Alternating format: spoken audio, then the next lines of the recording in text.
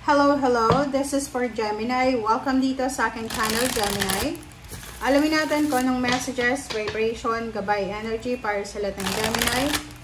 This is general reading, so pwede kang makaresonate. Please connect your intuition sa mga barahan na lumalabas dito, Gemini. Okay, yung first card mo dito, Gemini, is Finding Sanctuary.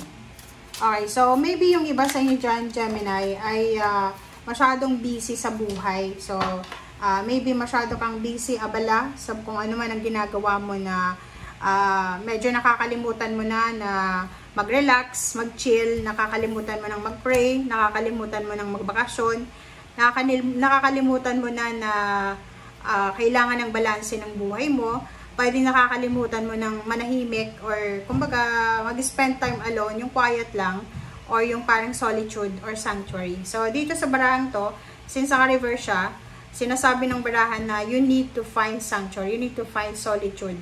Kailangan mo na, like, sa halimbawa, kung nakatira ka sa city, o masyadong magulo sa city, sa isang araw, bigyan mong sarili mo ng maybe 30 minutes or 5 minutes, 10 minutes para makapag-relax. Okay?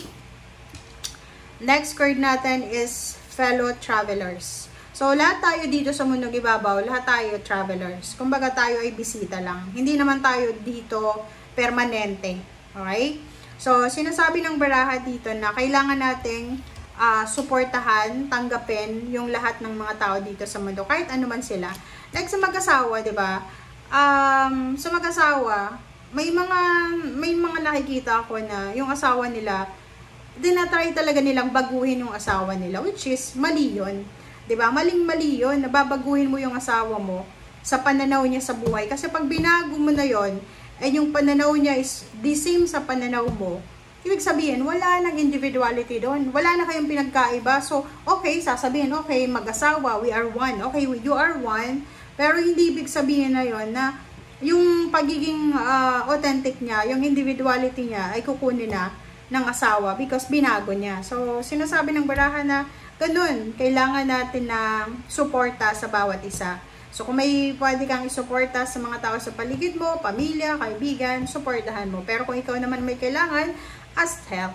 Okay? Lalo yung sinasabi ko na sa asawa, boyfriend, girlfriend, live-in partner, babaguhin mo, kaibigan, magkaiba kayo ng nanay magkaiba kayo ng upbringing Maybe siya sa Ayala siya alawang or sa Ayala Center or sa yung Ayala yung mga yayaman, di ba? Na siya galing, nakatira, lumaki, nag-aral siya sa prestigious school, tapos ikaw hindi. So bakit mo siya babaguhin? Iiba kayo ng upbringing Okay? Maybe may mga mistakes siya, pero pwedeng i-correct, pero hindi pwedeng baguhin mo yung overall na pagkatao ng tao. Okay, suporta. So, we need to support each other. Suporta. Kung may mga tao na nangangailangan ng suporta sa paligid mo, suportahan mo. Kung ikaw naman ang kailangan mo ng suporta, humingi ka ng tulong or suporta sa mga tao sa paligid mo. Okay. Gemini, ano ba ang message sa'yo ng ating mga archangels? Alright, so, this is Fiona. Fiona. Ang Fiona card mo, nagsasabi na, now, okay, ngayon daw, na humingi ka na ng tulong sa iyong angels and archangels. Kumbaga, humingi tayo, nagpipray tayo sa Panginoon, na Gemini, ito yung gusto ko diba? And, once na humingi na tayo ng guidance sa Panginoon, hindi na dapat natin yung suwayin. Kumbaga, we need to let go. Ganun di ba? Pag humihingi tayo ng tulong, one time, like humingi ka ng tulong, hindi naman yung every minute, may message mo, uy, asan na yung tulong ko? Bakit hindi pa dumarating, di ba? So, kailangan natin na let go, hayaan natin yung divine guidance na matanggap natin ng assistance. Okay? Huwag natin kontrolin ang sitwasyon. Okay? Okay. Gemini. Oops, sorry. Commitment daw. Ay, Gemini, be committed. Sinasabi ng baraha sa atin na kailangan nating maging committed sa mga bagay-bagay na gusto nating gawin. Huwag tayong yung parang na gumagawa tayo ng, like sa relationship, may mga tao na nakikipagrelasyon pero hindi naman committed. Yung parang in a relationship sila pag kasama yung karelasyon. Pero pag wala yung karelasyon nila, akala mo single. Parang ganun. Sa pamilya din, parang ganun. Nag-asawa, pero hindi siya committed na buhayin yung pamilya. Parang ganun. So, we need to be committed sa kung ano man. It's either love life, it's either career, it's either, ano pa ba?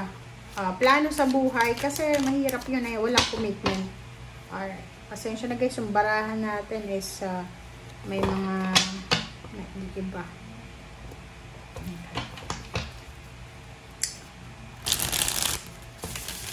Alright, Gemini. Hi, Gemini. 8 of wands. 8 of swords, sorry. 8 of wands. Oh my God. Knight of Pentacles na reverse. So, sinasabi ng baraha sa'yo na there's a Gemini here na comment down below if resonated ka. Maybe nasa stuck up energy ka, stagnant energy, nasa entrapment energy ka. It's because you're expecting financial help or expecting money or expecting lump sum of money, increase or kung ano man to. Basta nag-i-expect ka ng pera pero hindi dumating. Parang ganun. So, ang pakiramdam mo ngayon ay parang hindi ka sigurado. Parang feeling mo ay hindi matutuloy ito kasi wala akong pera. So, reverse na 3 of Pentacles. So, nakikita ko maybe this is business. May gusto kang buksan na business. You are collaborating with someone. You are partnering with someone.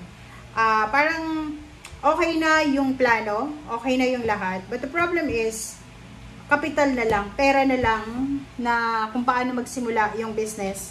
Yun na lang yung hinihintay. Kaso lang, hindi pa siya dumarating. So, pwedeng, diba? Puro siya, reverse. Pero kung makikita mo, upright naman yung Page of Wands. So, parang hindi ka sigurado para sa future.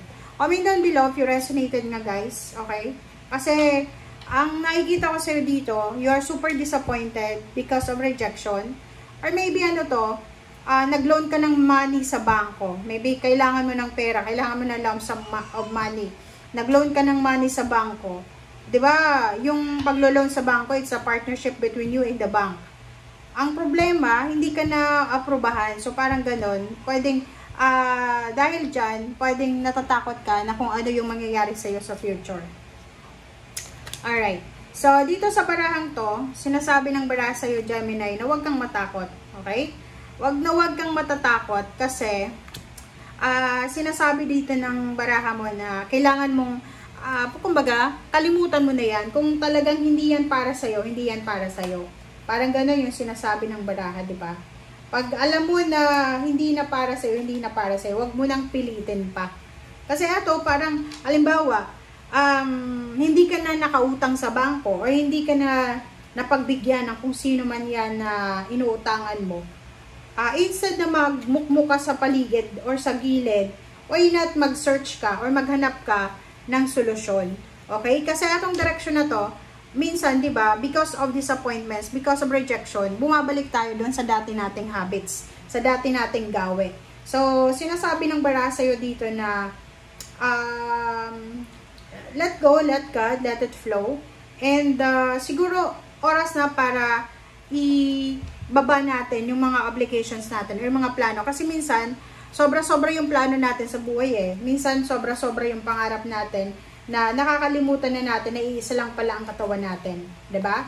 So, sa baraha mong yan, sinasabi Gemini na make sure na lahat ng obligations, duties and responsibilities na kinukuha or kumbaga inaako natin ay kaya nating panindigan. Kasi pag hindi natin kayang panindigan, tayo rin yung tayo din yung ang tawag dyan. Tayo din yung magsasuffer. Okay? Like, dito, sinasabi ng baraha, kung pagod ka na, magpahinga ka. Kung pagod ka na, humingi ka ng tulong sa iba. Okay? And, naka-reverse yung Knight of Wands. So, parang, may mga Gemini dito na kulang na yung excitement sa buhay mo Hindi ka na nakakalabas ng bahay or hindi ka na nakakapag-party or nakaka-enjoy man lang kasi sobra kang busy, sobra kang nakafocus sa hindi ko alam na dahilan. Pero yung dahilan mo dito is gusto mong mapabuti yung buhay mo. Okay? Buhay mo and buhay ng pamilya mo. Sa sobrang committed mo, sinasabi ng baraha dito na nagiging imbalance na ang buhay mo. So, kailangan balance lang guys, okay? Thank you guys for watching. Bye!